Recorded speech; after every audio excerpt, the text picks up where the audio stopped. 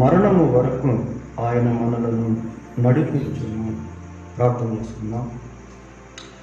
పరిశుద్ధుడు అయిన మా దేవా, మీకు వందనాలు, స్తోత్రాలు చెల్లిస్తూ ఉన్నాం. ప్రభా, మీరు సదాకాలము దేవుడై ఉండి మరణము వరకు నడిపించేటువంటి వాడుము.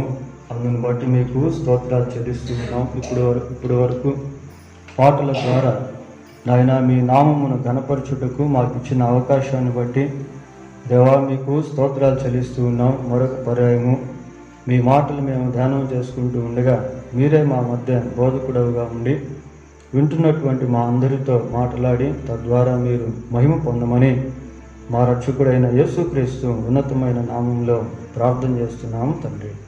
ఆమేన్.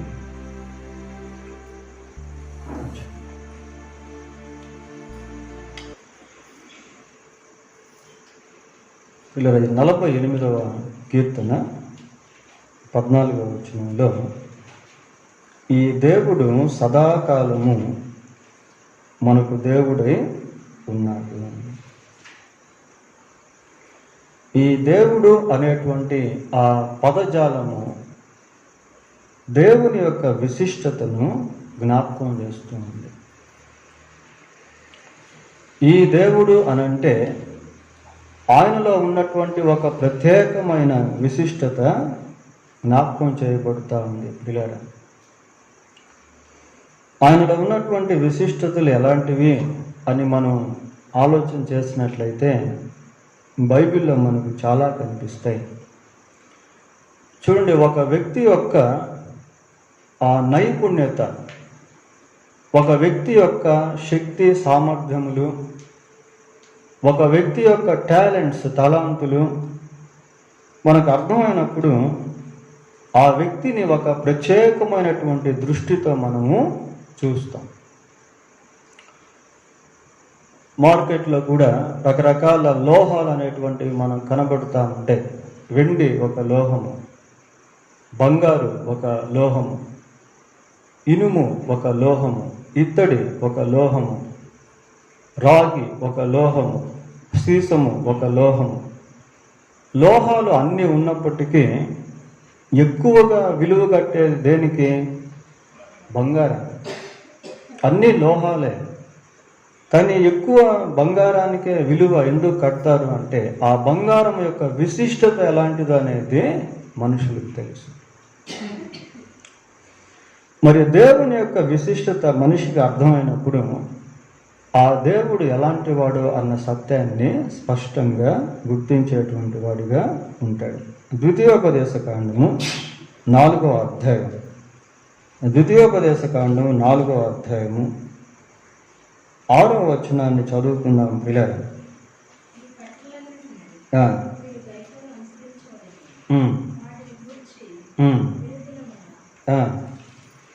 విను జనముల దృష్టికి అదే మీకు జ్ఞానము, అదే మీకు వివేకము. ప్రియరా, ఇక్కడ ఏమని చదువుకుంటున్నాము? ద్వితీయోపదేశకాండం 4వ అధ్యాయము 6వ వచనంలో ఈ మాటలు చూస్తాను. ఈ కట్టడలన్నిటినీ మీరు కైకొని అనుసరింపవలను, వాటిని గూర్చి విను జనముల దృష్టికి అదే మీకు జ్ఞానము, అదే మీకు వివేకము. వారు చూచి నిశ్చయంగా ఈ గొప్ప జనము జ్ఞాన వివేకములు గల జనమని చెప్పుకొందురు. దేవుణ్ణి వెంబడించేటువంటి వారిని, దేవుణ్ణి కలిగి ఉన్నటువంటి వారిని మనుషులు చూసినప్పుడు వారిని గురించి ఏమని చెప్తారు అంటే ఈ గొప్ప జనము జ్ఞాన వివేకములు గల జనము అని చెప్పుకుంటారు. ఎందుకో తెలుసా?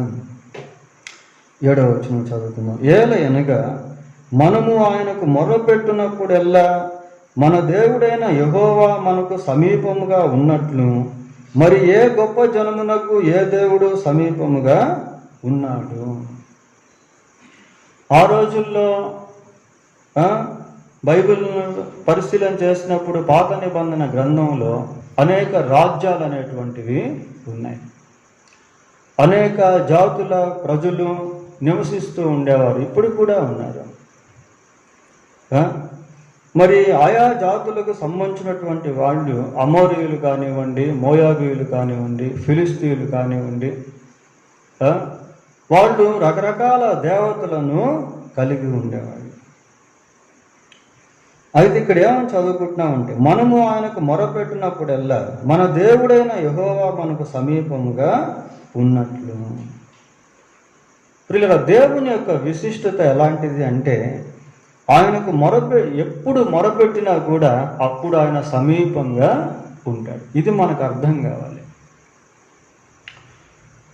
ఆపత్కాలంలో ఆయన నమ్ముకొనదగిన సహాయకుడు. మనం అర్ధరాత్రి లేచి మొరపెట్టిన అప్పుడు దేవుడు మనకు సమీపంగా ఉంటాడు. పరిస్థితి ఎలాగుండినప్పటికీ ఆ పరిస్థితిలో మొరపెట్టినప్పుడు దేవుడు మనకు తోడుగా ఉంటాడు. యోనాను గురించి మనం ఆలోచన చేస్తే, తిమింగళపు గర్భంలో యోన 3 రాత్రింబగళ్ళు ఉన్నాడు. తిమింగళాలు సహజంగా నీటి పై భాగంలో ఎక్కువగా ఉండవు. అవి నీటి అడుగు భాగాల్లో, మధ్య భాగాల్లో సంచరిస్తూ ఉంటాయి. ఒక తిమింగళం వస్తూ ఉంది అంటే ఆ తిమింగళం పైన ఒక గొట్టం ఉంటుంది ప్రియులారా. ఆ గొట్టంలో నుంచి అది శ్వాస తీసుకుంటా ఉంటుంది. అది ఒకసారి శ్వాస తీసుకునేటువంటి సమయంలో ఆ సముద్రంలో వాటర్ అంతా కూడా ఎలాగుంటుందంటే చాలా ఫోర్స్ఫుల్గా ఉంటుంది. అట్లా లాక్కునేటువంటి సమయం అది. తిమింగళం అనేది చాలా పెద్ద చేప. ఆ చేపలో యోన 3 రాత్రింబగళ్ళు ఉండి దేవునికి మొరపెట్టాడు. అప్పుడు దేవుడు యోన యొక్క మొర విన్నాడు. సమీపంగా ఉన్నాడు దేవుడు. అది దేవుని యొక్క విశిష్టత ప్రియులారా. యెహోషువ గ్రంథం 2వ అధ్యాయం. యెహోషువ గ్రంథం 2వ అధ్యాయము 10వ వచనాన్ని చదువుకుందాం.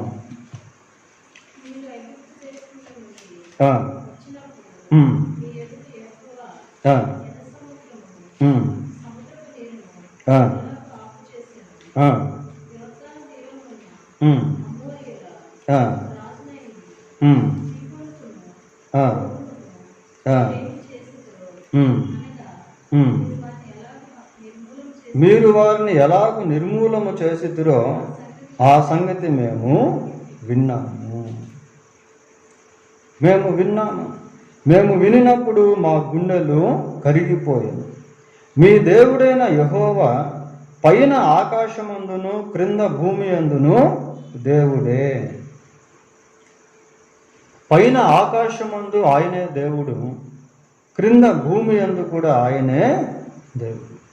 మీరు సేవిస్తున్నటువంటి యెహోవా దేవుడు ఎలాంటి వాడు అంటే, పైన ఆకాశమందు క్రింద భూమి యందు కూడా ఆయనే దేవుడు.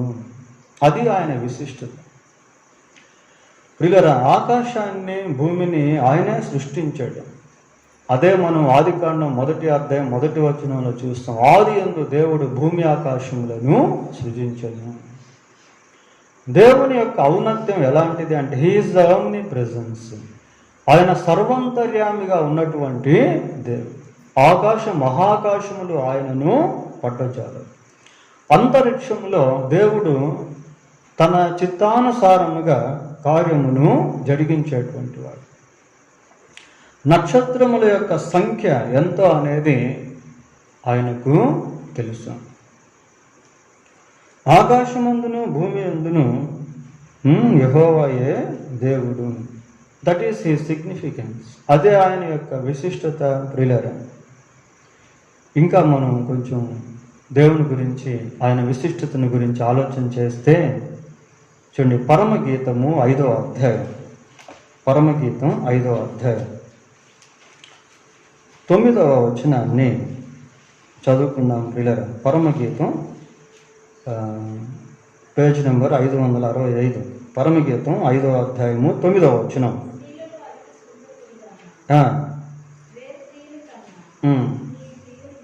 నీ ప్రియుని విశేషము ఏమి? చూడండి, ఒక ప్రశ్న అక్కడ మనం చూస్తాము.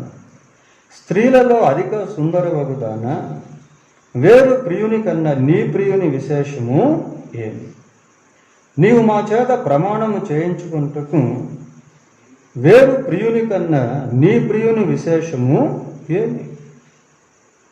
నీ ప్రియుని విశేషము ఏమి? ఈ పరమగీతం ఎలాంటిది అంటే యేసుక్రీస్తు ప్రభు వరుడుగాను, ప్రభువునందు విశ్వాసం ఉంచినటువంటి సంఘము వధువుగాను పోల్చబడి ఒక ప్రేమ లేఖలాగా అది కనబడుతుంది ప్రియులారా. అది పరిశుద్ధమైనటువంటి పవిత్రమైనటువంటి ప్రేమతో కూడిన ఉత్తరముగా అది బైబిల్లో తటస్థిస్తుంది. సరే, అడుగుతున్నారు ఆమెను, ఏమని అడుగుతున్నారంటే, వేరు ప్రియుని కన్నా నీ ప్రియుని విశేషము ఏమి? ఆ ప్రియుని విశేషం ఏమి అని 2 సార్లు ప్రశ్న వేస్తే ఆ ప్రశ్నకు పెద్ద జవాబు అనేటువంటిది ఆ కింద మనకు కనబడుతుంది. చూడండి 10వ వచనం. నా ప్రియుడు ధవళవర్ణుడు, రత్నవర్ణుడు, 10,000 మంది పురుషులలో అతన్ని గుర్తింపవచ్చును. చూడండి ఎటువంటి గొప్ప విశేషము.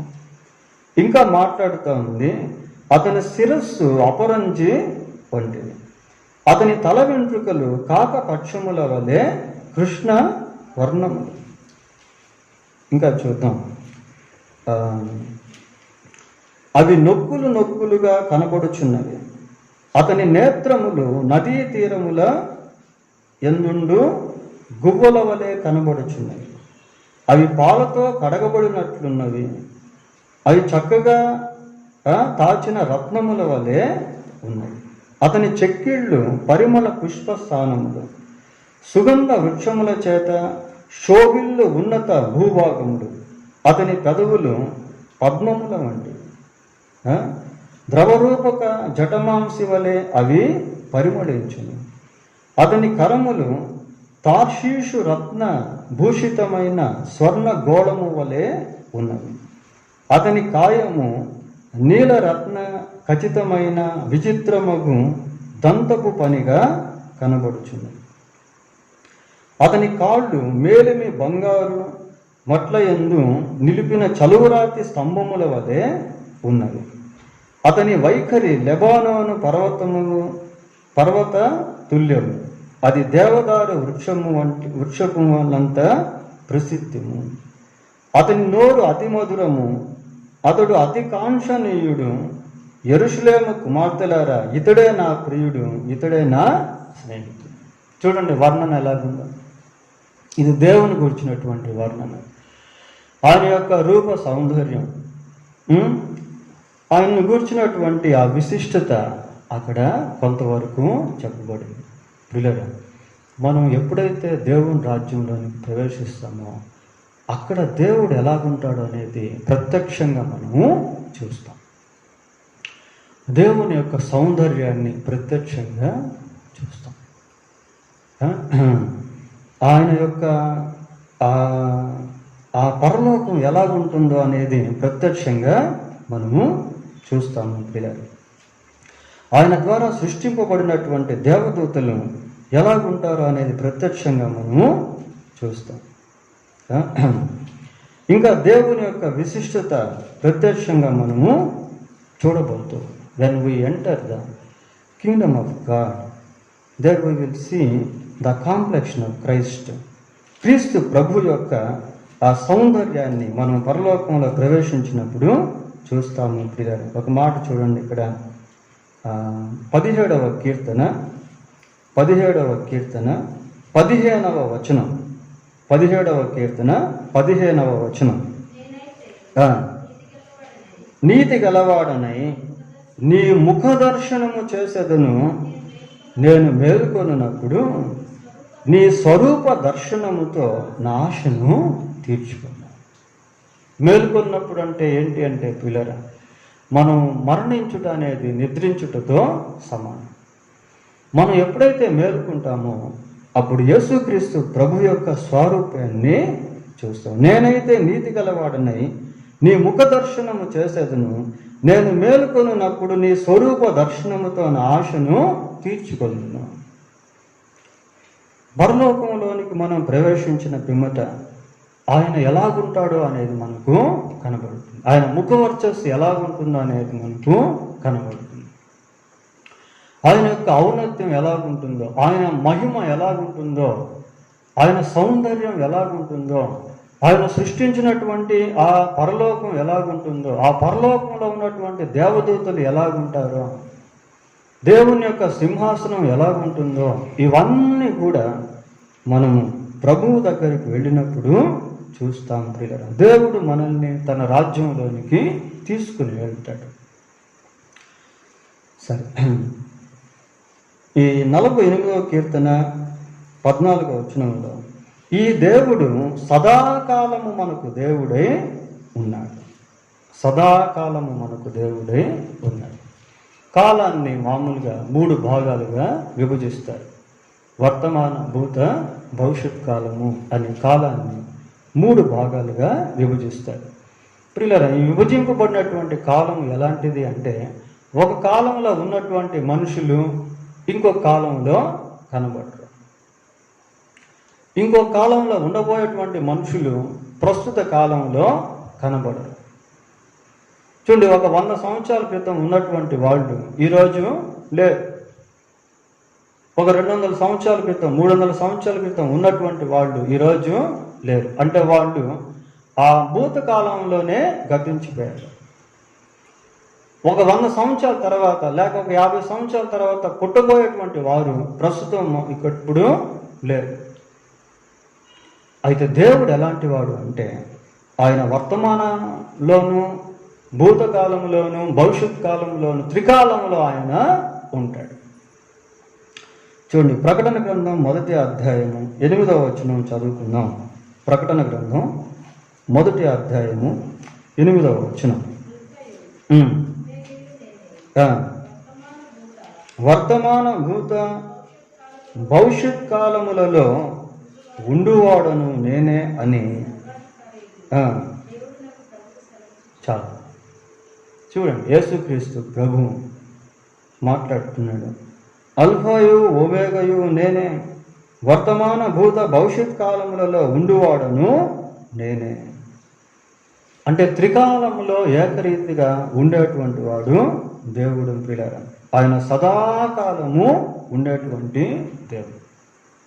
ఇక్కడ ఒక విషయాన్ని మనం గుర్తించాలి. ఏంటంటే, whenever we believe in Jesus, he will be our God, he will become our eternal God. మనం ఎప్పుడైతే యేసుక్రీస్తునందు విశ్వాసం ఉంచుతామో ఆయన మనకు నిత్యుడగు దేవుడుగా ఉంటాడు, సదాకాలపు దేవుడుగా ఉంటాడు. He's not a temporary God. ఆయన ఏదో తాత్కాలికంగా ఉండేటువంటి దేవుడు కాదు పిల్లలు. He's not a seasonal God. ఆయన ఏదో ఒక సీజన్లో కనిపించేటువంటి దేవుడు కాదు. He's the eternal God. ఆయన సదాకాలము ఉండేటువంటి దేవుడు. యేసుక్రీస్తు ప్రభువుకు ఒక పేరు పెట్టబడింది. ఏంటంటే, నిత్యుడగు తండ్రి అని పేరు పెట్టబడింది. From the moment we believe in Jesus, He will be our eternal Father. In the same time, we will be His eternal children. వీళ్ళ యేసుక్రీస్తునందు మనం ఎప్పుడైతే విశ్వాసం ఉంచుతామో అప్పటి నుండి ఆయన మనకు నిత్యుడగు తండ్రిగా మారుతాడు. ఎప్పుడైతే మనం యేసుక్రీస్తునందు విశ్వాసం ఉంచుతామో అప్పటి నుండి మనము ఆయనకు నిత్యులకు పిల్లలుగా మారుతారు. ఈ రిలేషన్షిప్ అనేది అది సదాకాలం ఉండేటువంటిదిగా ఉంటుంది, యుగ యుగాలు ఉండేటువంటిదిగా ఉంటుంది, యుగ యుగాలు ఉండేటువంటిదిగా ఉంటుంది ప్రియులారా. ఈ దేవుడు సదాకాలము మనకు దేవుడై ఉన్నాడు. సదాకాలము మనకు దేవుడై ఉన్నాడు. ఆయన మనకు సదాకాలము దేవుడుగా, మనము ఆయనకు సదాకాలము ప్రజలముగా ఉంటాం.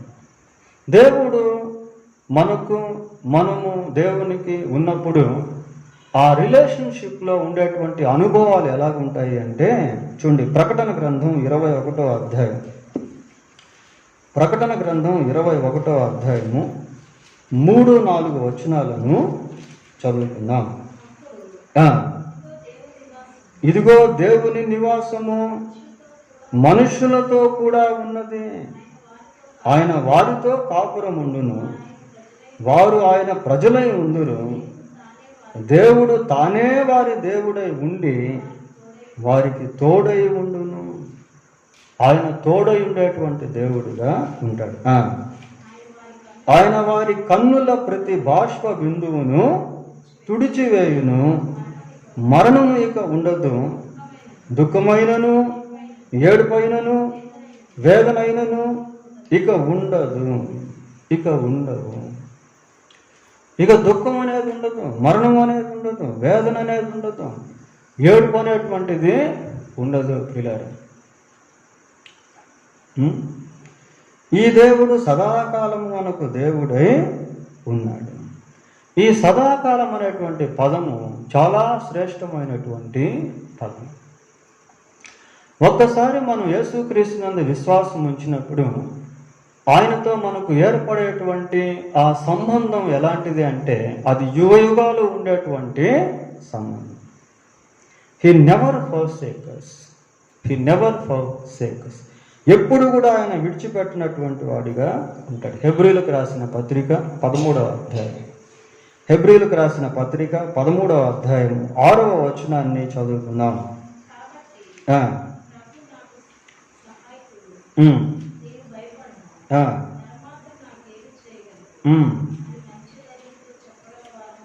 చాలా 5వ వచనం చదవండి.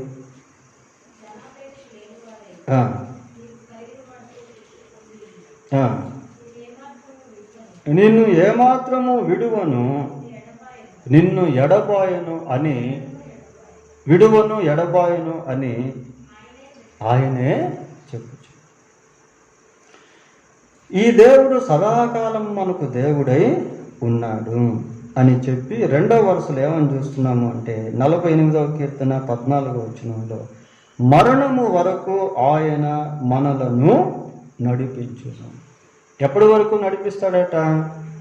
మరణము వరకు ఆయన నడిపిస్తాడు. మరణమే మానవుని యొక్క శారీరక జీవితానికి అంతము. ప్రియులార, మనిషి చనిపోయినప్పుడు కొన్నిసార్లు కొన్ని బండ్లలో తీసుకెళ్తూ ఉంటారు. అంతిమ యాత్ర, రథం అనేటువంటి పదాలు మనకు కనబడుతూ ఉంటాయి. అంతిమ యాత్ర అని అంటారు. అంటే ఇంతకాలం అతను యాత్ర చేశాడు, ఇప్పుడు తన యాత్రను ముగించాడు, ఇదే ఇంకా శ్మశానానికి అంతిమ యాత్ర అని కొన్నిసార్లు అలాంటి భావన వచ్చేటువంటి విధంగా ఆ పదాలు రాస్తూ ఉంటారు. దేవుడు మరణము వరకు నడిపిస్తాడు అని ఇక్కడ మనము చూస్తాము. మరణము వరకు ఆయన మనలను నడిపించు. మరణము వరకు. మరణము అనేటువంటి దేనికి అంటే ఈ శరీరానికి, ఆత్మకు మరణం అనేటువంటిది లేదు. ఈ లోకంలో మనం శరీరంలో ఎన్ని సంవత్సరాలు జీవిస్తామో మనకు తెలియదు. 70 సంవత్సరాలు జీవిస్తాము, లేక 80 సంవత్సరాలు జీవిస్తాము, 90 సంవత్సరాలు జీవిస్తాము, మనకు తెలియదు. But he will lead us up to the breath, up to the end. చివరి వరకు ఆయన మనలను నడిపిస్తాడు. ఈ జర్నీ అనేటువంటిది ఎలాంటిది అంటే ఈ నడిచేటువంటిది అనేది ఎలాంటిది అంటే ఇట్ ఈస్ లైఫ్ జర్నీ. ఇది ఒక జీవిత ప్రయాణం వంటిది ప్రియులారా, ఒక జీవిత ప్రయాణం వంటిది. ఈ జీవన ప్రయాణంలో ఒడిదుడుకుల మధ్య జీవితం కొనసాగించబడుతూ ఉంటుంది. కష్ట సుఖాలు కావడి కుండలు అన్నట్టుగా మన జీవితం ups and downs, it will go ups and downs. ఇది ఒడిదుడుకుల మధ్య వెళ్తూ ఉంటుంది. ఈ జీవితంలో సంతోషం అనేది ఉంటుంది, ఆనందం అనేది ఉంటుంది, సుఖము అనేది ఉంటుంది, ఆరోగ్యం అనేటువంటిది ఉంటుంది. అదే సమయంలో వినోదం అనేటువంటిది ఉంటుంది, అభివృద్ధి అనేటువంటిది ఉంటుంది. అదే సమయంలో కష్టం అనేటువంటిది ఉంటుంది, శ్రమ అనేటువంటిది ఉంటుంది, పేదరికం అనేటువంటిది ఉంటుంది, దరిద్రత అనేటువంటిది ఉంటుంది, ఒంటరితనం అనేటువంటిది ఉంటుంది, నిరాశ నిస్పృహలు అనేటువంటివి ఉంటాయి, ఆశాభంగం చెందినటువంటి పరిస్థితులు ఉంటాయి. అటు అనుకూలమైనటువంటి పరిస్థితులు ఉంటాయి, ప్రతికూలమైనటువంటి పరిస్థితులు కూడా ఉంటాయి. It will co inside. రెండు విధాలుగా జీవితం ముందుకు వెళ్తూ ఉంటుంది. కొద్దిమంది గౌరవిస్తారు, కొద్దిమంది అవమానిస్తారు, కొద్దిమంది రాళ్ళు వేస్తారు, కొద్దిమంది పూలేస్తారు. పిల్లలు, ఇట్లాంటి వాటన్నిటికీ తట్టుకొని ముందుకు వెళ్ళేటువంటిదే జీవిత ప్రయాణం. అయితే ఈ జీవిత ప్రయాణంలో దేవుడు మరణము వరకు నడిపించేటువంటి వాడిగా ఉంటాడు. ఆయన నడిపింపు ఎలాగుంటుందో అనేది కొంచెం బైబిల్లో మనం చూస్తాం పిల్లలు. ఆయన నడిపింపు ఎలాగుంటుందో అనేటువంటిది ఒక 4 విషయాలు బైబిల్ గ్రంథంలో మనము చూస్తాం. మొదటిగా 143వ కీర్తన 10వ వచనాన్ని చదువుకుందాం.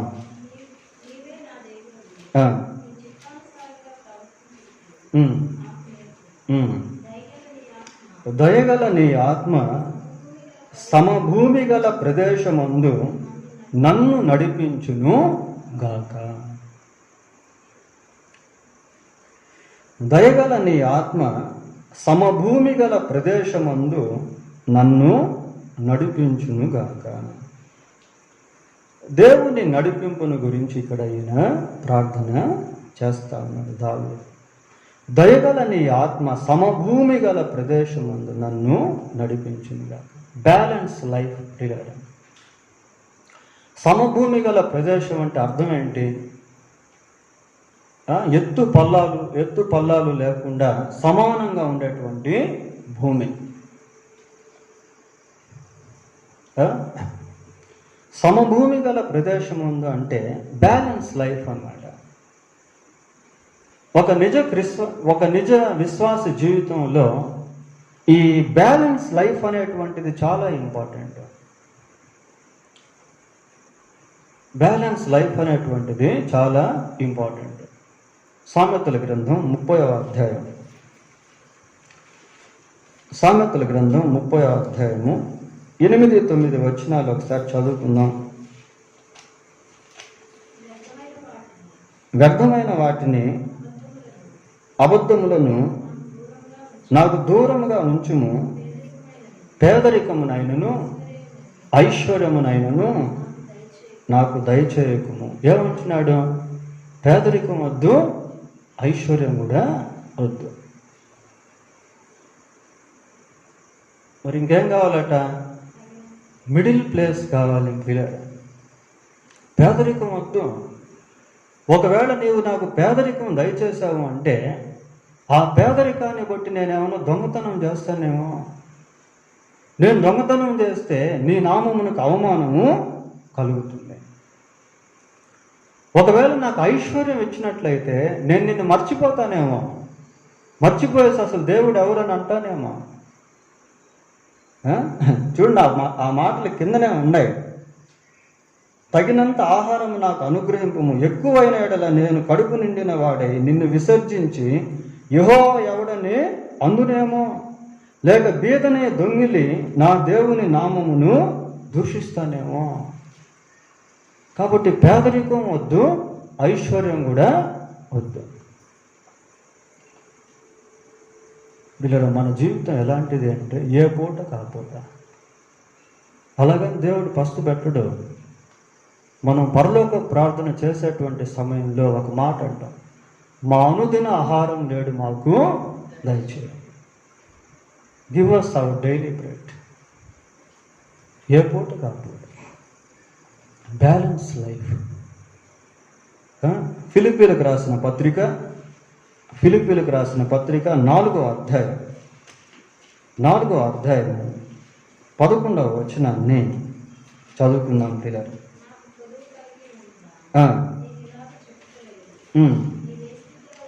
నేను ఏ స్థితిలో ఉన్ననో ఆ స్థితిలో సంతృప్తి కలిగి నేర్చుకున్నాను. నేను ఏ స్థితిలో ఉంటే ఆ స్థితిలో సంతృప్తిని కలిగి ఉండేది నేర్చుకున్నాను. చూడండి అసలు వచనాలు ఎలా. ఫిలిప్పీయులకు రాసిన పత్రిక 4వ అధ్యాయం 12వ వచనాన్ని మనము చదువుకుంటా ఉన్నాం. ఏమా? నేనే స్థితిలో ఉన్నాను ఆ స్థితిలో సంతృప్తి కలిగి ఉండ నేర్చుకొని ఉన్నాను. దీన స్థితిలో ఉండ నెరుగుదును, సంపన్న స్థితిలో ఉండ నెరుగుదును. ప్రతి విషయములోను అన్ని కార్యములలోనూ కడుపు నిండిండుటకును, ఆకలి ఉండిండుటకును, సమృద్ధి కలిగి ఉండుటకును, లేమిలో ఉండుటకును నేర్చుకొని ఉన్నాను. ఎట్టుంది అసలు వాక్యం? ఏ స్థితిలో ఉన్నను ఆ స్థితిలో సంతృప్తి కలిగి ఉండ నేర్చుకున్నాను. దీన స్థితిలో ఉండ నెరుగుదును, సంపన్న స్థితిలో ఉండ నెరుగుదును. ప్రతి విషయములోను అన్ని కార్యములోను కడుపు నిండిండుటకును, ఆకలిగా నిండుటకును, సమృద్ధి కలిగి ఉండుటకును, లేమిలో ఉండుటకును నేర్చుకుని. బ్యాలెన్స్ లైఫ్ అదే. లేమిలో ఉండేసరికి దేవుని విడిచిపెట్టి వెళ్ళిపోవడము అటు చేయలేదు. సమృద్ధిగా ఉండేసరికి దేవుణ్ణి మర్చిపోయి జీవించడము అటు చేయలేదు. He lives in balance life. పిల్లలు, ఇది చాలా ఇంపార్టెంట్. ఈ సమభూమి గల ప్రదేశం నడిపించబడేటువంటి అనుభవం ఎలాగుంటుంది అంటే అది బ్యాలెన్స్గా ఉంటుంది. యోబు గ్రంథం 1వ అధ్యాయం, యోబు గ్రంథం 1వ అధ్యాయము 20వ వచనం.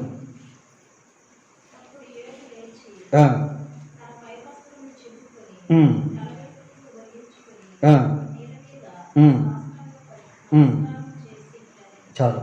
అప్పుడు యోబు లేచి, ఎప్పుడు అంటే అతను కలిగి ఉన్నటువంటివన్నీ కూడా కోల్పోయాడు. చాలా ఐశ్వర్యవంతుడు. ఊజు దేశంలో యోబు ఎంత ధనవంతుడు ఎవ్వరు కూడా లేరు. అంత ధనవంతుడు యోబు. అయితే హీ లాస్ట్ ఎవ్రీథింగ్, సమస్తాన్ని కోల్పోయాడు. కోల్పోయిన తర్వాత ఏమంటున్నాడు అంటే నేను నా తల్లి గర్భములో నుండి దిగంబరునై వచ్చి తిని దిగంబరునై అక్కడికి తిరిగి వెళ్ళాను. ఎలాగైతే వచ్చానో అలాగే వెళ్ళిపో. వచ్చేటప్పుడు ఏమి తీసుకురాలే, పోయేటప్పుడు కూడా ఏమీ తీసుకోపో. అలెగ్జాండర్ ది గ్రేట్ ప్రపంచాన్ని ఒక రకంగా జయించినటువంటి వ్యక్తిలాగా పరిగణించబడ్డాడు. అతను చనిపోయేటువంటి సమయంలో ఏమని చెప్పాడు అంటే, అయ్యా నేను చనిపోయినప్పుడు నా శవపేటికకు 2 రంధ్రాలు వేయండి. 2 రంధ్రాలు వేసిన 2 చేతులు ఆ రంధ్రాల్లోంచి బయటకు ఇట్లాగా పెట్టండి. పెట్టిన తర్వాత నా శవపేటిక ముందు అరుచుకుంటూ వెళ్ళండి. అలెగ్జాండర్ వచ్చేటప్పుడు ఏమి తీసుకురాలేదు, వెళ్ళేటప్పుడు ఇదిగో ఏమి కూడా తీసుకోపోవట్లేదు అన్నట్టుగా అలెగ్జాండర్ ది గ్రేట్ చెప్పాడు. ప్రియులారా, యోబు అంటున్నాడు, తల్లి గర్భంలో నుంచి నేను దిగంబరునై వచ్చాను, దిగంబరునై అక్కడికి తిరిగి యెహోవా ఇచ్చాను, యెహోవా తీసుకొని పోయాను, యెహోవా నామమునకు స్తుతి కలుగును గాక. బ్యాలెన్స్ అన్నమాట. ఉన్నప్పుడు విశ్వాసం అలాగే ఉంది, పోయిన తర్వాత కూడా విశ్వాసము అలాగే ఉంది. బాగా ఒక రకంగా దేవుణ్ణి దూషించాల్సినటువంటి సమయం అది.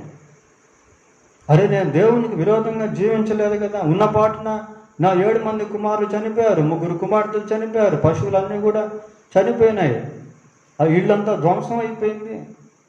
నేనేం చేశాను? నేను ఏమీ విరోధంగా జీవించలేదు కదా, దేవుడు ఎందుకు ఇలా చేశాడు, దేవుడు అన్యాయం చేశాడు, ఇట్లా అసలు ఏమీ అంటాంలే యోబు. అక్కడ కూడా ఆ మాట కూడా మనం అక్కడ చూస్తాం. 22వ వచనంలో, ఈ సంగతుల్లో ఏ విషయమందును యోబు ఏ పాపమును చేయలేదు, దేవుడు అన్యాయము చేసినని చెప్పలేదు. ఎందుకు అంటే హీఈస్ ఇన్ బ్యాలెన్స్ లైఫ్. సమాంతరంగా ఉన్నాడు. పిల్లలు, ఉన్నప్పుడు అలాంటి విశ్వాసమే ఉంది, పోయిన తర్వాత కూడా అలాంటి విశ్వాసమే ఉంది. అది చాలా అవసరం ఆత్మీయ జీవితంలో. రెండవదిగా మనం ఏమని చదువుకుంటున్నాం మూలవాక్యంలో, మరణము వరకు ఆయన మనలను నడిపించును. మరణము వరకు ఆయన నడిపించును. ఇర్మియా గ్రంథం 31వ అధ్యాయం, ఇర్మియా గ్రంథం 31వ అధ్యాయము 9వ వచనాన్ని చదువుకుందాం. ఇర్మియా గ్రంథం చదవండి. వారు ఏడ్చుచూ వచ్చేదను, వారు నన్ను ప్రార్థించుచుండగా నేను వారిని నడిపించుదును. వారు ప్రార్థిస్తూ ఉండగా నేను వారిని నడిపిస్తూ ఉంటాను. ఎప్పటి వరకు నడిపిస్తాడట? మరణము వరకు నడిపిస్తాడు. మనం ఎప్పటి వరకు ప్రార్థన చేయాలి? మరణము వరకు ప్రార్థన చేయాలి. భక్తులందరూ కూడా దాదాపు చనిపోయేటువంటి సమయంలో దేవునితోనే ఉంటారు ప్రియులారా, దేవునితోనే ఉంటారు. స్టెఫెన్ చనిపోయేటువంటి సమయంలో దేవునితోనే ఉండి ప్రార్థనలో చనిపోయాడు. మిషనరీలు చనిపోయేటువంటి సమయంలో దేవునితోనే ఉండి చనిపోయి, తోమ తమిళనాడుకు వచ్చి మద్రాసు ప్రాంతంలో ప్రార్థన చేస్తూ ఉన్నటువంటి సమయంలో బల్లెపు పోటుతో తోమాను పొడిచి చంపేశారు. సెయింట్ థామస్ మౌంట్ అనేది మద్రాసులో మనకు కనబడుతుంది. నేను వెళ్ళాను ఆ ప్రాంతానికి.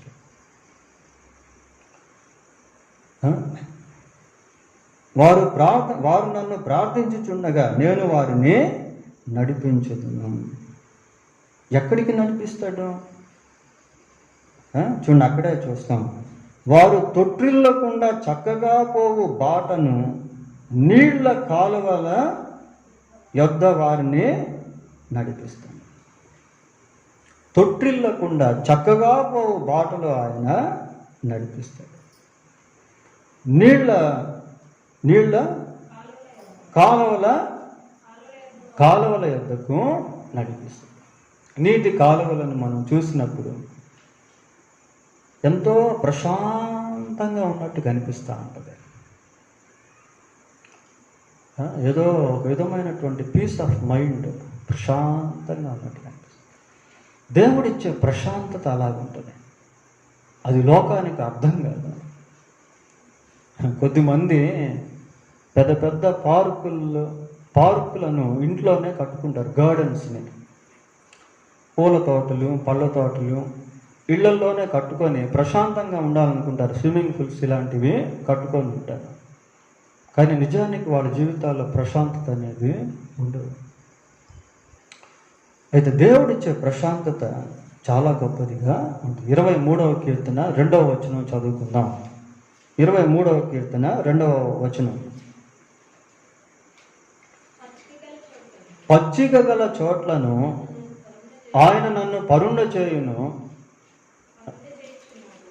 చేయుచున్నాడు, శాంతికరమైన జలముల యొద్దకు నన్ను నడిపించుచు. శాంతికరమైన జలములు, అవి మామూలు జలపాతాలు కావు. అవి అశాంతిని భయపెట్టేటువంటి జలపాతాలు కావయి. శాంతికరమైన జలముల యొద్దకు ఆయన నన్ను నడిపిస్తాడు. ఈ దేవుడు సదాకాలం మనకు దేవుడై మరణము వరకు ఆయన నడిపించేటువంటి వాడు.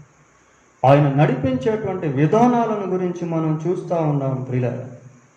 దాంట్లో 3వదిగా యెషయా గ్రంథం 40వ అధ్యాయము, యెషయా గ్రంథం 40వ అధ్యాయము 11వ వచనాన్ని చదువుకుందాం. 40వ.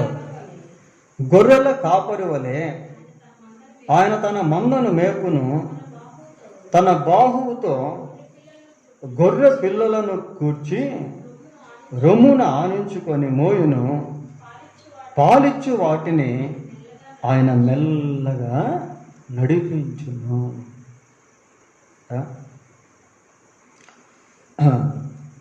పాలిచ్చు వాటిని ఆయన మెల్లగా నడిపించును, తన బాహువుతో గొర్రె పిల్లలను కూర్చి రొమ్మున ఆనించుకొని మోయును. పాలిచ్చేటువంటి వాటిని మాత్రం ఎలాగ నడిపిస్తాడట? మెల్లగా నడిపిస్తాడు. ఏదో అదరా బదరా తరిమేసినట్టుగా నడిపించడంలో మెల్లగా నడిపిస్తున్నాడు. పాలిచ్చు వాటిని అని అంటే దాని యొక్క కండిషన్ గురించి మనం చూస్తాము ప్రియులారా. ఆ స్థితిగతిని బట్టి ఆయన మెల్లగా నడిపిస్తాడు. God knows hour conditions, God knows hour circumstances, God knows hour situations. దేవుడు మన పరిస్థితులను ఎరిగినటువంటి, మన ఆరోగ్యం ఎలాంటిదో ఆయనకు తెలుసు. He knows our health condition, he knows hour wealth condition, he knows hour poverty. మన పేదరికం ఏంటో ఆయనకు తెలుసు, మన బలహీనత ఏంటో ఆయనకు తెలుసు, మన ఆరోగ్య పరిస్థితి ఏంటో ఆయనకు తెలుసు, మన కుటుంబం ఎలాంటిదో ఆయనకు తెలుసు. He knows everything of our circumstances. మన స్థితిగతులన్నిటినీ కూడా దేవుడు ఎరిగినటువంటి వాడిగా ఉన్నాడు ప్రియులారా. ఈ నడిపించేటువంటి ఆ విధానంలో అక్కడ మనం చూస్తూ ఉన్నాం, బాహువుతో గొర్రె పిల్లలను కూర్చి రొమ్మున ఆనించుకొని మోగు. దేవుడిచ్చేటువంటి ఒక విధమైన ఆదరణ, ఒక విధమైనటువంటి సంతృప్తి, ఒక విధమైనటువంటి ఆనందం, అది లోకంలో ఎక్కడా దొరకదు. మనుషులు కొన్నిసార్లు మనల్ని నిందిస్తారు, మనలో ఏదైనా లోటుపాట్లు ఉన్నప్పుడు మనల్ని పాయింట్అవుట్ చేస్తారు, తిరస్కరిస్తారు, ద్వేషిస్తారు. But God will never hate us. ఆయన మనల్ని ద్వేషించడం, శాశ్వతమైన ప్రేమతో నేను నిన్ను ప్రేమించుచున్నాను అన్నాడు దేవుడు. వీళ్ళు ఆయన ఎలాంటి వాడు అంటే నెమ్మదిగా నడిపిస్తా ఉంటాడు. పాలించి వాటిని ఆయన మెల్లగా నడిపించింది. ఆ మెల్లగా నడిపించేటువంటి దాంట్లో చాలా పాఠాలు నేర్పిస్తాడు. అక్కడ ప్రభు యొక్క ప్రేమను, ప్రభు యొక్క కనికరాన్ని, ప్రభు యొక్క వాత్సల్యతను రుచి చూచేటట్లుగా ఆయన చేస్తాడు. ఒక తల్లి తన బిడ్డను అలా కౌగిలించుకున్నప్పుడు, ఎత్తుకున్నప్పుడు ఆ బిడ్డ తల్లి యొక్క స్పర్శ అనుభవిస్తూ ఉంటుంది, తల్లి యొక్క ఆదరణ అనుభవిస్తూ ఉంటుంది. ఆ విధంగా దేవుని యొక్క ఆదరణను, దేవుని యొక్క స్పర్శను మనం అనుభవించేటట్టుగా దేవుడు చేస్తాడు. ఎంత మంచి దేవుడో ప్రియులారా. మరణము వరకు ఆయన మనలను నడిపించును. ఆయన నడిపింపు రకరకాలుగా ఉంటాయి. నాలుగవదిగా మనం చూద్దాం. చివరిగా నాలుగవదిగా నిర్గమాకాండం 14వ అధ్యాయం. నిర్గమాకాండం 14వ అధ్యాయము మొదటి 2 వచనాలు చదువుకుందాం పిల్లలు. యెహోవా మోషేతో ఇలాగ సెలవిచ్చెను, ఇశ్రాయేలీయులు తిరిగి పిహోహీతోను ఎదుటను అనగా మిగ్దోలుకు సముద్రమునకు మధ్యన ఉన్న బయల్సెఫోను ఎదుటను దిగవలెనని వారితో చెప్పుము. దాని ఎదుటికి సముద్రమునొద్ద వారు దిగవలెను. ప్రియుల సందర్భం ఎలాంటిది అంటే, దేవుడు మోషే నాయకత్వంలో ఇశ్రాయేలీయులను ఐగుప్తులో నుండి కానానుకు తీసుకొని వెళ్తా ఉన్నాడు. ఆ మార్గం మధ్యలో వాళ్ళు ఎటు వెళ్ళాలో వాళ్ళకి తెలియదు. దేవుడే వాళ్ళని నడిపించుకుంటూ తీసుకొని వెళ్తా ఉన్నాడు. ఆ వెళ్తూ ఉన్నటువంటి సమయంలో ఒక సందర్భంలో దేవుడు వారిని ఎర్ర సముద్రం దగ్గరికి నడిపించాడు. ఎర్ర సముద్రం దగ్గరికి నడిపించాడు. ఈ 14వ అధ్యాయాన్ని మనం పూర్తిగా చదివినప్పుడు ఈ వివరాలు మనకు అర్థమవుతాయి ప్రియులారా. ఆ సిచ్యువేషన్ ఎలాగుంటుంది అంటే, సరే దేవుడు నడిపిస్తూ ఉన్నాడు, వాళ్ళు చిన్నగా నడుచుకుంటూ ఎర్ర సముద్రం దగ్గరికి చేరుకున్నారు. ఇప్పుడు ఎర్ర సముద్రం దాటేటువంటి శక్తి వాళ్ళకి లేదు. ఇంకా పక్క నుంచి ఇంకెక్కడి నుంచి అయినా వెళ్ళాలి. అంతలో ఏమైంది, ఫరో యొక్క సైనికులు బహు వేగముగా వస్తూ ఉన్నారు. ప్రియారు చూడండి, 6-7 వచనాలు చదువుకుందాం. 6-7 వచనాలు. అంతటా అతడు తన రథమును సిద్ధపరచుకొని తన జనమును తనతో కూడా తీసుకొని పోయాను. మరియు అతడు శ్రేష్టమైన 600 రథములను ఐగుప్తు రథములన్నిటినీ వాటిలో ప్రతి దాని మీద అధిపతులను తోడుకొని పోయింది. ఇప్పుడు ఫరో ఏం చేస్తున్నాడు అంటే 600 శ్రేష్టమైన రథాలంట ప్రియులారా. ఐగుప్తు యొక్క రథాలు, ఐగుప్తు యొక్క గుర్రాలు చాలా శక్తివంతమైనటువంటివి, చాలా బలమైనటువంటివి. ఆ రథ సారథులు కూడా ఎలాంటి వాళ్ళు అంటే చాలా చాకచక్యంగా రథాలను నడిపేటువంటి వాళ్ళు. అంతమంది సైన్యంతో ఫరో ఇశ్రాయేలీలను పట్టుకునేదానికి తరుముకుంటూ వస్తా ఉన్నాడు. మరి దేవునికి ముందే ఈ సంగతి తెలియదా? ముందు చూస్తే ఎర్ర సముద్రం, వెనక చూస్తే ఫరో సైన్యం. ఇప్పుడు ఇశ్రాయేలీలు అటు ముందుకు వెళ్ళలేరు, ఇటు వెనక్కి కూడా వెళ్ళలేరు. అసలు ఇశ్రాయేలును నడిపించింది ఎవరు ఆ భాగానికి? దేవుడే అని మనం ఆ మొదటి 2 వచనాల్లో చూస్తాము ప్రియారా. ఎందుకు దేవుడు వారిని ఆ విధంగా నడిపించాడు? కొన్నిసార్లు మన జీవితంలో కూడా కొన్ని ప్రతికూలమైనటువంటి పరిస్థితులు గుండా దేవుడు నడిపిస్తాడు. ఎందుకు ఆయన అలా నడిపిస్తున్నాడో మనకు తెలియదు. We don't know why God leads us in that way. ఎందుకు దేవుడు, why God guides us in that way, దేవుడు ఎందుకు ఆ విధానంలో నడిపిస్తున్నాడో అనేది మనకు కూడా తెలియదు. ఇప్పుడు ఇశ్రాయేలీయుల పరిస్థితి ఎలాగుంది అంటే అపాయముల మధ్య వాళ్ళు ఇరుక్కోబోయినారు. అటు ముందుకు వెళ్ళలేరు, ఇటు వెనక్కి కూడా రాలేదు. మరణం ఆవరించింది ప్రియులారా. మళ్ళీ ఫరో ఏం చేస్తాడు అంటే ఇశ్రాయేలీయులను వెనక్కి తీసుకుని వెళ్ళి ఐగుప్తు దేశంలో బానిసత్వంలోనికి తీసుకుని వెళ్ళిపోతాడు, బానిసలుగా చేసేస్తాడు. ముందుకు వెళ్తే మరణం, వెనక్కి వెళ్తే బానిసత్వం. ఏం చేయాలో అర్థం కాని పరిస్థితి. కొన్నిసార్లు పరిస్థితులు అలాగే ఉంటాయి. There is a greater dilemma, అర్థం కానటువంటి సందిగ్ధత అక్కడ చూస్తాం. అసలు ఎందుకు దేవుడు వాళ్ళని ఆ విధంగా నడిపించాలి మనకు తెలియదు ప్రియులారా. అయితే ఆ తర్వాత ఎందుకు నడిపించాడు అనేది తెలిసింది. మొదట్లో తెలియలే. అక్కడ ఒక మాట మనం చదువుకుంటాం. ఏ మాట అంటే చూడండి, 13వ వచనం చదవండి.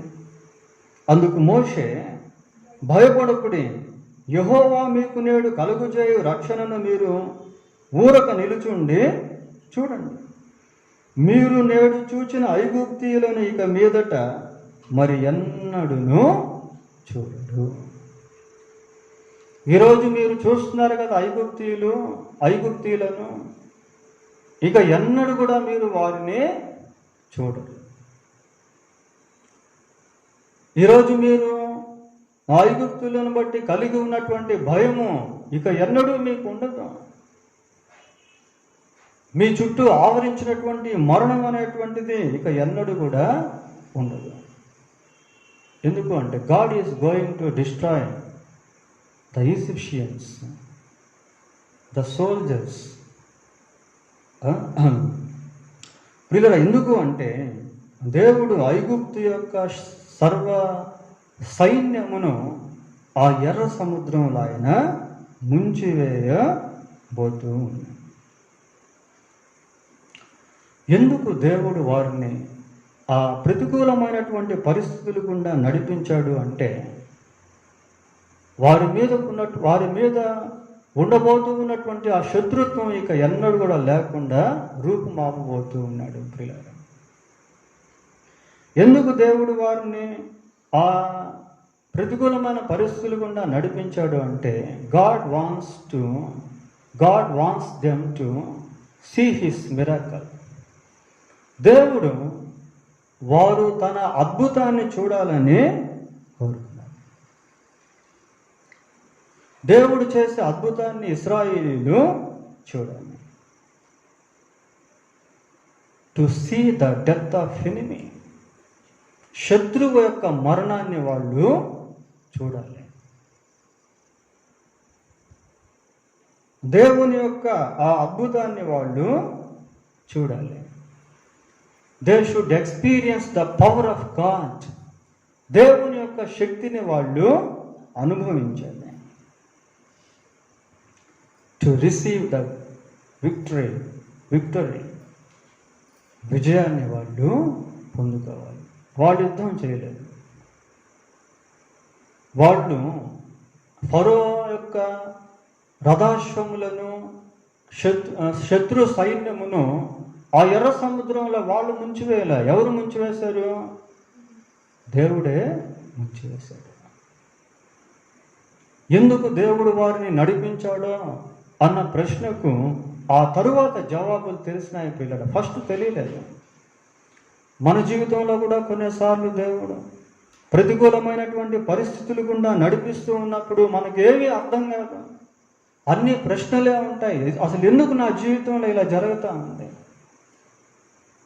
ఎందుకు మనుషులు ఈ విధంగా నా పట్ల ప్రవర్తిస్తూ ఉన్నారు? ఈ పరిస్థితులన్నీ కూడా ఎందుకు ఇలా తారుమారైపోయినాయి? దుఃఖం పుట్టించేటువంటివి గాను, భయాన్ని కలిగించేటువంటివి గాను, కలవరాన్ని కలిగించేటువంటివి గాను, ఎందుకు ఇవి ఇలా ఉన్నాయి అని అనిపిస్తూ ఉంటుంది పిల్లలు. But God has a specific plan behind it. అయితే దాని వెనక దేవుడు ఒక ప్రత్యేకమైనటువంటి ప్రణాళికను కలిగి ఉంటాడు. అది వెంటనే మనకు అర్థం కాదు, కానీ in course of time we will recognize what God had the plan behind the scene. ఆ దృశ్యం కనుక దేవుడు కలిగి ఉండినటువంటి ప్రణాళిక ఆ తరువాత మనకు అర్థం.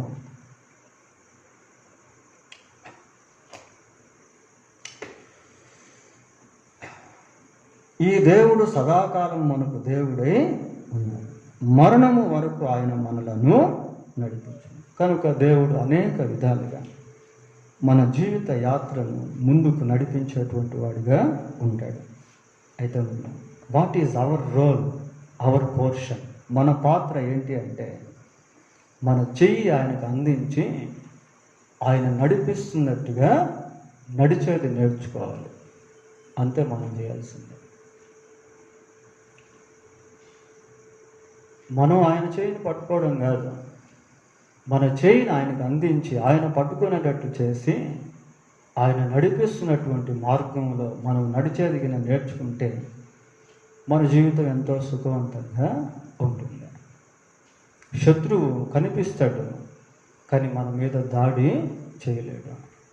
భయాలు కనిపిస్తాయి, కానీ మన మీద దాడి చేయలేవు. ఎందుకు అంటే నడిపించేటువంటి దేవుడు వాటన్నిటికీ అధిగమించినటువంటి ఆట. నడిపించేటువంటి దేవుడు వాటన్నిటిని కూడా అదుపులో పెట్టుకునేటువంటి దేవుడు.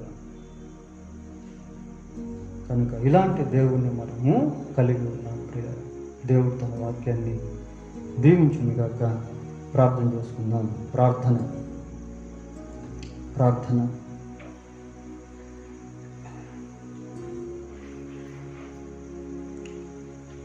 సర్వశక్తిమంతుడు అయిన ప్రభువా, మీరు మరణము వరకు మమ్మల్ని నడిపించేటువంటి దేవుడు. మరణము వరకు మేము మీ సన్నిధిలో ప్రార్థన చేసుకుంటూనే మీ ద్వారా నడిపింపబడే అనుభవాన్ని కలిగి ఉండుటకు సహాయం చేయండి. ప్రతికూలమైన పరిస్థితుల గుండా మీరు మమ్మల్ని నడిపిస్తున్నప్పుడు ఒకవేళ అవి మాకు అర్థం కాకపోయినప్పటికీ అందులో మేము నిలబడుటకు కృపదయ చేయండి ప్రభువా. ఆయన మీ మీద ఆయాసపడే వారంగా కానీ మిమ్మల్ని విడిచిపెట్టేటువంటి వారంగా కానీ మేము ఉండకుండానట్లు సహాయం చేయండి ప్రభు. మా జీవితం సమభూమి గల ప్రదేశమందు నాయన మీ ఆత్మ ద్వారా నడిపించబడే అనుభవంలో ఉండునట్లు సహాయం చేయమని వేడుకుంటూ ఉన్నాను ప్రభా. దేవా, మీరు కనికరించండి. మా స్థితిగతులు మీరు ఎరిగి ఉన్నారు. మమ్మల్ని మెల్లగా నడిపించేటువంటి దేవుడు ప్రభా. ఆ మెల్లటి నడిపింపులో, ఆ మెల్లని నడిపింపులో మీ యొక్క ప్రేమ, మీ కనికరము, మీ వాత్సల్యత, మీ జాలి మేము అనుభవించినట్లు మీరు చేసేటువంటి దేవుడు. మీ యొక్క ఆదరణ, మీ యొక్క స్పర్శ మేము అనుభవించినట్లు చేసే దేవుడు ప్రభువా. మా అనుదిన జీవితంలో ఇలాంటి దాని అనుభవం మాకు దయచేయమని వేడుకుంటూ ఉన్నాం ప్రభువా. మీరు మమ్మల్ని ఎన్నడూ విడిచిపెట్టేటువంటి వాడు కాదు. మీరు వర్తమాన భూత భవిష్యత్ కాలంలో ఉండువాడు ప్రభువా. అందుని బట్టి మీకు స్తోత్రాలు చెల్లిస్తున్నాం. మీ యొక్క విశిష్టతను గురించిన గ్రహింపు దినదినము మేము పొందుకున్నట్లుగా సహాయం చేయండి. మిమ్మల్ని అర్థం చేసుకున్నట్లో ప్రతిరోజు మమ్మల్ని దీవించమని వేడుకుంటూ మా ప్రభువును మా రక్షకుడును అయిన యేసుక్రీస్తు ఉన్నతమైన నామంలో ప్రార్థన చేస్తున్నాం తండ్రి. ఆమేన్.